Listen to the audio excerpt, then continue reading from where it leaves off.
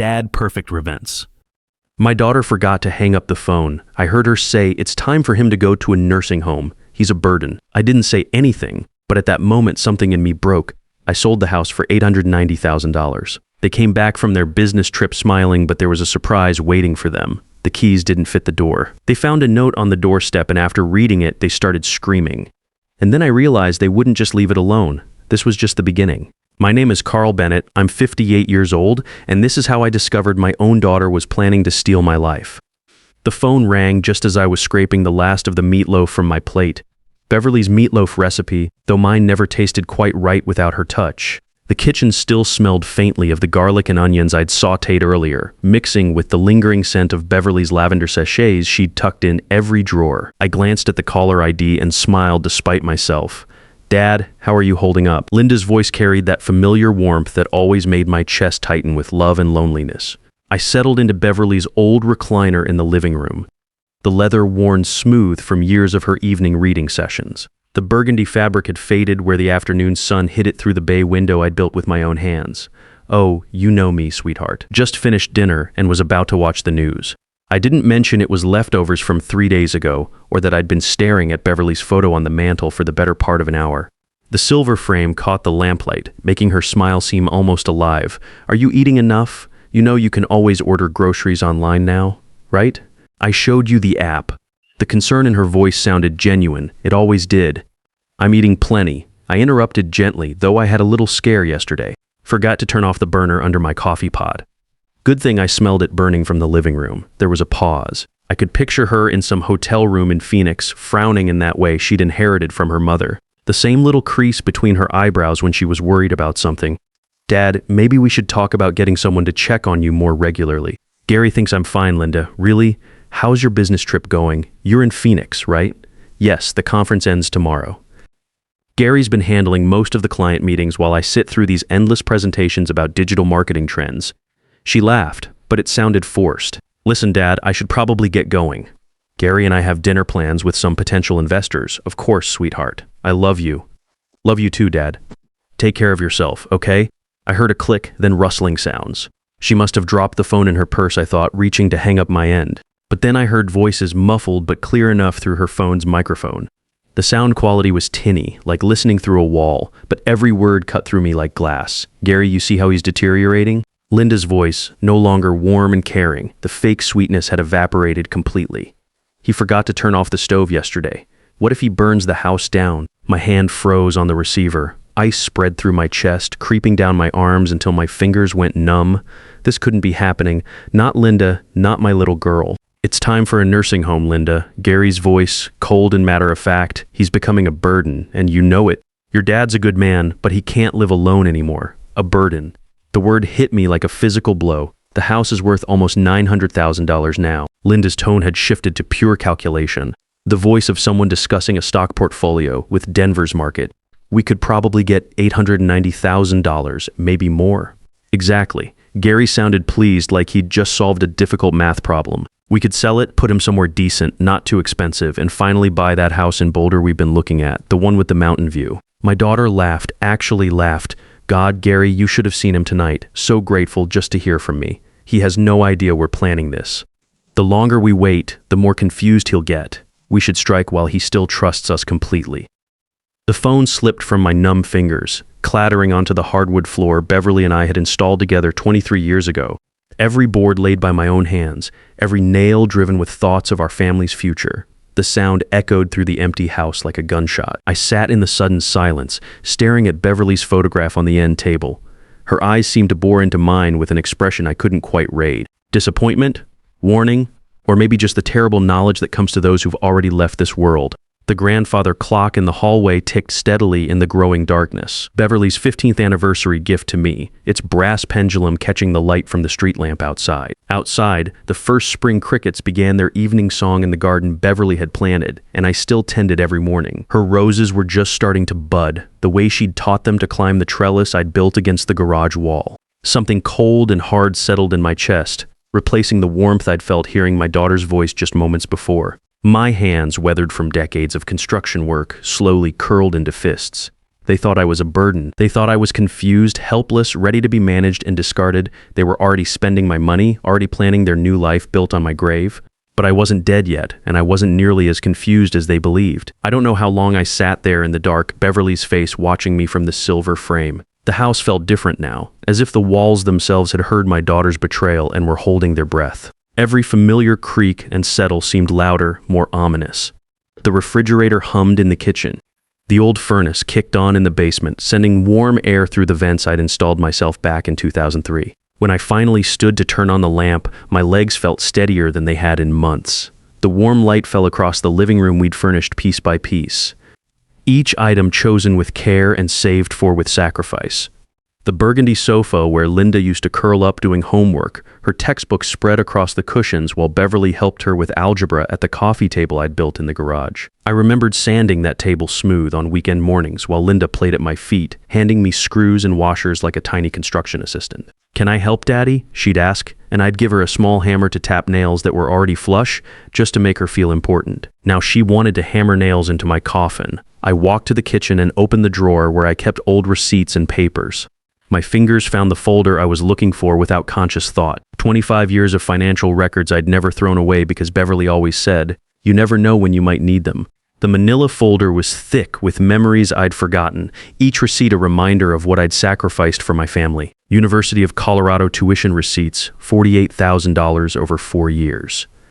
I remembered those double shifts, coming home with concrete dust in my hair and plaster under my fingernails. The overtime pay that went straight to Linda's education fund while Beverly and I ate beans and rice for dinner. Beverly would have coffee waiting when I got home from those long days, and would massage my shoulders while I paid bills at this very kitchen table. The same table where we'd celebrated Linda's acceptance letter to college, where we'd planned her graduation party, where Beverly had cried tears of pride watching our daughter walk across that stage. "Carl, you're working yourself to death," Beverly had said one night, watching me calculate how to afford Linda's spring semester tuition. The numbers never seemed to add up, no matter how many times I ran them. "She deserves better than we had, Beverly. She's smart enough for anything." Beverly had kissed the top of my head, her lips soft against my hair. "Just don't give her so much that she forgets to be grateful." I should have listened. God, I should have listened. The wedding receipts were there too, yellow with age but still legible, $32,000 for one day. I told Linda we could afford $5,000, maybe $8,000 if we stretched the budget and borrowed against my retirement fund. But she'd cried in this very kitchen, actual tears streaming down her face about wanting her dream wedding. "All my friends are having beautiful ceremonies, Daddy. I don't want to look back on my wedding day with regret." So I'd worked weekends for 6 months, installing hardwood floors for a contractor friend who paid me under the table. Cash in hand, no taxes, money that went straight to wedding vendors. My back ached for months afterward, but Linda's smile in her wedding dress made every painful morning worth it. "Daddy, you're the best father in the world," she'd whispered during our dance, her head on my shoulder, the expensive lace of her dress rustling against my rented tuxedo. I'll never forget this. Never. But she had forgotten. Just like she'd forgotten who co-signed her first car loan when her credit score wasn't good enough at 22. Just like she'd forgotten who made the phone calls to get her that marketing job when she was unemployed for 8 months after graduation, calling in favors with contractors who knew people in the business world. I found the bank statements from 2 years ago, after Gary lost his financial advisor position for what they vaguely called improper client relationship management. They'd moved back in with me temporarily, just until Gary found something new. I'd cleared out my home office to make room for their belongings, sleeping on the couch for 3 weeks until we could rearrange the furniture. I'd never charged them rent. Never asked for grocery money when my monthly food bill tripled. Never complained when Gary left the TV on all night, or when Linda used my washer and dryer like her personal laundromat. I'd paid the increased utility bills without a word, bought groceries for 3 adults instead of one lonely widower who barely ate anyway. Gary would pat my shoulder and call me the most generous man in Colorado, his voice warm with what I'd believed was genuine affection. Linda would hug me and say, "Dad, we'll pay you back when we get on our feet. You know, we're good for it." They'd been on their feet for over a year now. Gary had found work as a sales associate at a downtown financial firm. Linda had gotten promoted to senior marketing coordinator, both of them making more money than I'd ever seen in my best years as a construction engineer, but they'd never mentioned moving out. Never brought up paying me back for the thousands I'd spent supporting them. Now I understood why. They'd been planning this all along, standing in the bedroom where Beverly had spent her last days, surrounded by everything we'd built together. I felt something shift inside me. The hurt was still there, sharp as broken glass in my chest, but underneath it something harder was forming, something cold and methodical that felt familiar from my engineering days when I had to solve problems that seemed impossible. They wanted to put me away and sell my life's work. They thought I was too old, too confused, too grateful for their attention to fight back. I looked at Beverly's photo on the nightstand, remembering her voice from all those years ago. Her warning about giving Linda too much, about not letting her forget to be grateful. Well, Beverly, our daughter, had definitely forgotten. But she was about to remember that her old man wasn't as helpless as she thought. I walked to my home office and pulled out the business card I'd kept in my desk drawer for 3 years. Eugene Walsh, real estate attorney. The card was slightly bent at one corner, worn from being handled during those uncertain months after Beverly's diagnosis when we tried to get our affairs in order. Beverly had insisted we meet with him after her cancer diagnosis, just to make sure everything was legal and proper. "Carl, I need to know you'll be protected," she'd said from her hospital bed, her voice weak but determined. "Promise me you'll be smart about money when I'm gone." It was time for another consultation. The next morning, I called Eugene's office from the kitchen phone, the same rotary model Beverly and I had bought in 1987. It still worked perfectly, unlike most things they made these days. The receptionist, a young woman with a pleasant voice, put me through immediately when I mentioned Beverly's name. "Carl, how are you holding up?" Eugene's voice carried genuine warmth. I remembered liking him during our previous meetings, the way he'd explained complicated legal terms in plain English, never talking down to us. "I need to discuss selling my house quickly, Eugene." Very quickly. There was a pause. I could hear papers shuffling on his end. "How quickly are we talking, Carl?" "My daughter and her husband are returning from Phoenix in 6 days. I want this done before they get back." Another pause, longer this time. "That's aggressive but possible with the right buyer. This sounds urgent. Can you come in this afternoon?" 2 hours later, I sat across from Eugene in his modest office on the second floor of a brick building on Colfax Avenue. The same office where Beverly and I had signed our wills, where we'd planned for a future that didn't include her. The walls were lined with law books and family photos, a wife, 2 teenagers, a golden retriever, the kind of normal life Beverly and I had tried to build. Eugene poured coffee from a small machine in the corner, the rich smell filling the space between legal documents and filing cabinets. He was younger than me by maybe 15 years, with graying temples and the patient demeanor of a man who'd heard every family horror story twice. "Tell me what's going on, Carl." I explained everything. The phone call, the overheard conversation, their plans to sell my house and put me in a nursing home. Eugene's expression never changed, but I caught him shaking his head slightly when I described their eagerness to spend my money on their Boulder dream house. "Unfortunately, Carl, this scenario is more common than you'd think," he said when I finished. "Adult children often assume they know what's best for their aging parents, especially when valuable assets are involved." He leaned back in his leather chair, fingers steepled. "But let me be clear about something. They can't actually do anything, legally speaking. Can they? The house is titled in your name only since Beverly's passing. Correct? That's right.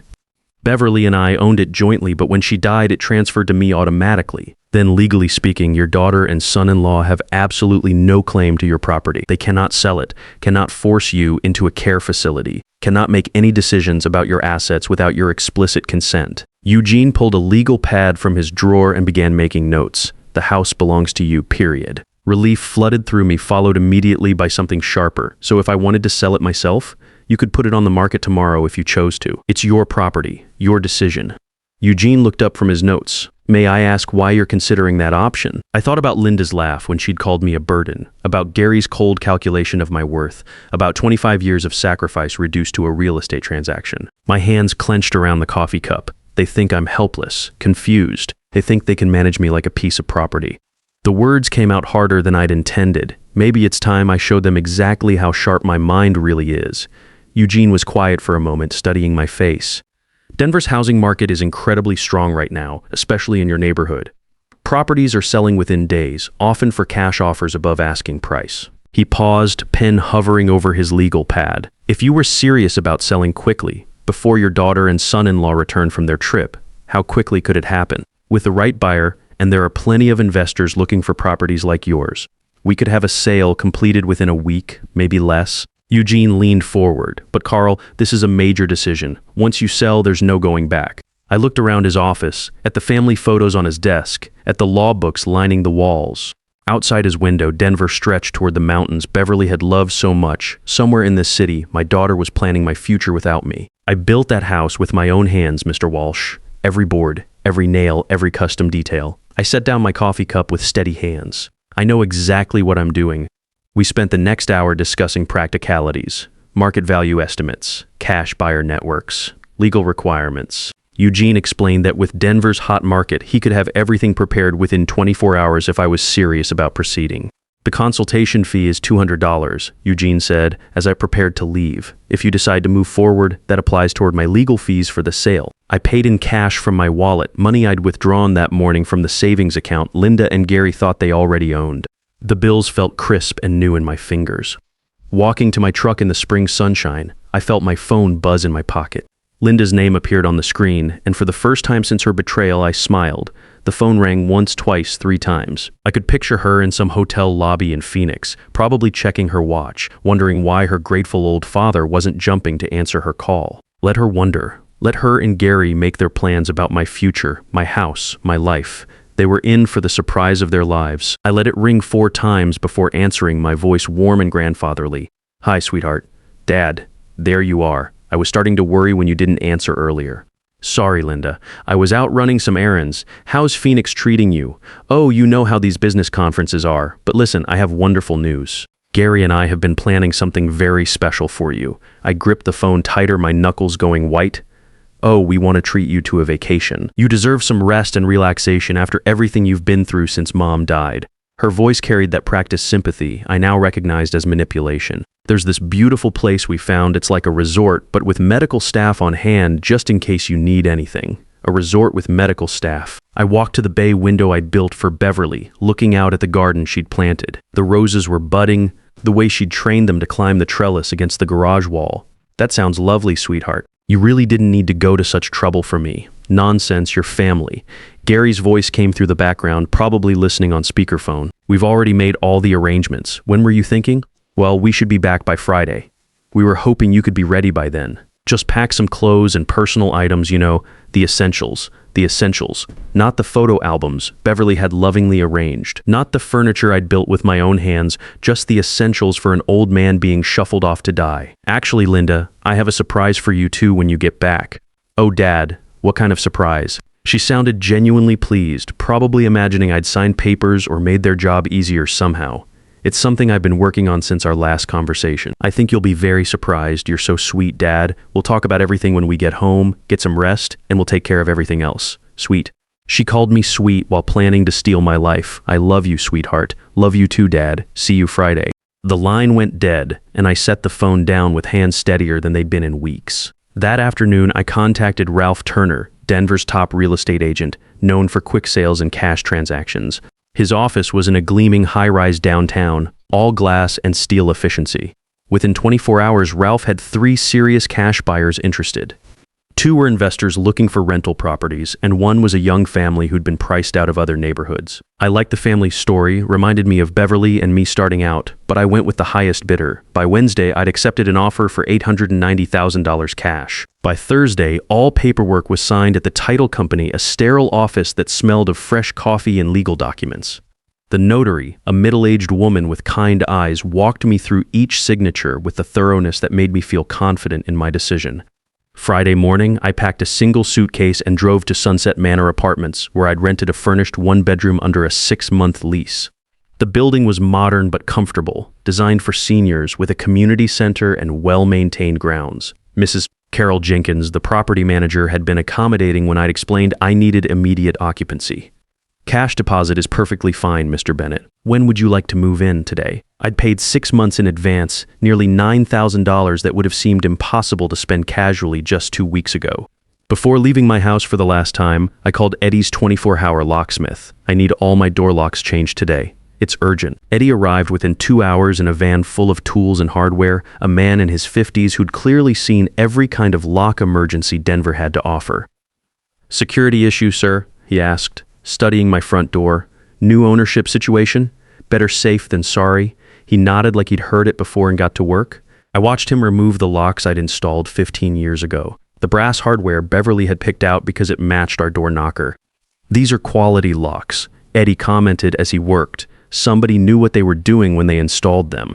That was me. I like things done right. The new keys felt foreign in my palms, silver instead of brass, modern instead of traditional. They clicked differently when Eddie tested them, sharper and more mechanical than the old ones. I set up a small wireless camera by the front door, hidden inside what looked like a phone charger. The device was smaller than a deck of cards but could stream crystal clear video directly to my smartphone. The app was surprisingly intuitive for someone my age. Finally, I taped an envelope to the inside of the front door at eye level where they couldn't possibly miss it. The note was written in my careful engineer's handwriting, the penmanship Beverly had always admired. Dear Linda and Gary, if you're reading this, it means my plan worked perfectly. I heard your phone conversation about putting me in a nursing home because I'm becoming a burden. I heard you calculating how much money you'd make selling my house. The house has been sold for $890,000 cash. The money is safely in my new bank account where it will stay. I've moved to a place where I'm appreciated, not tolerated. Your belongings have been packed and are being stored at Denver Moving and Storage on Colfax Avenue. You have 30 days to claim them before storage fees begin. I gave you everything I had for 32 years.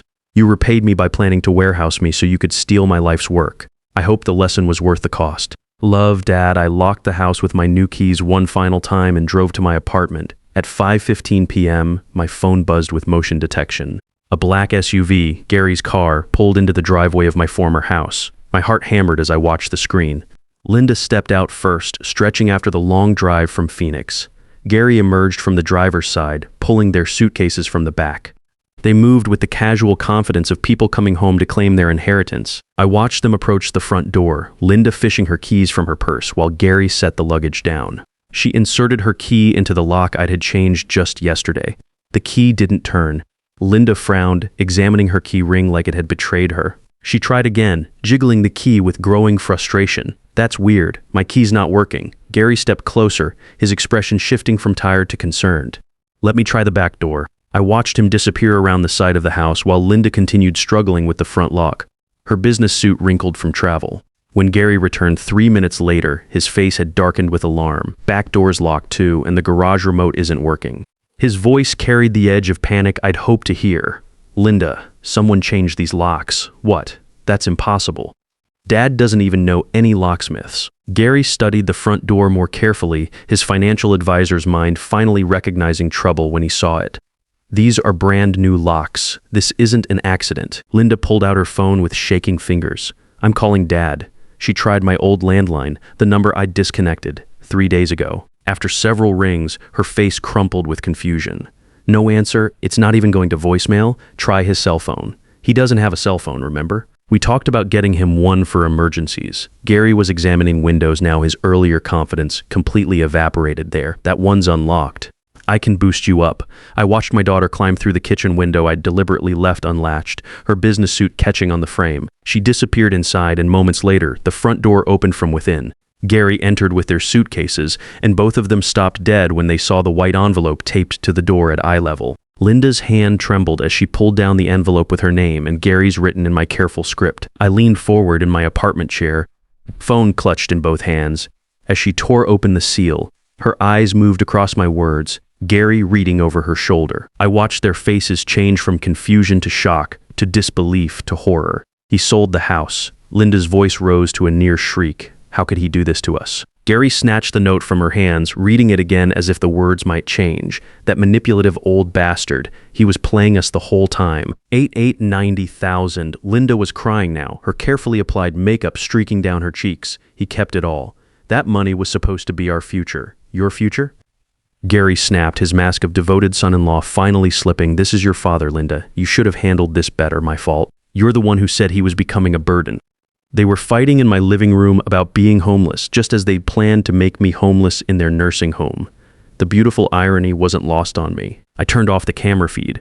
I'd seen enough. Walking to my small kitchen, I opened the bottle of Beverly's favorite wine I'd saved from the house. A 2018 Bordeaux we'd been saving for a special occasion that never came. I poured myself a glass and raised it toward Beverly's photo, already positioned on my new nightstand. To you, my love, justice served. The wine tasted like victory. They'd learned what happens when you bite the hand that feeds you. 6 months later, I was settled into my new life at Sunset Manor. I'd made friends with other residents, joined the weekly poker game, even started dating a lovely widow named Helen, who appreciated a man who could fix things around her apartment. Linda had tried calling a few times, but I'd changed my number.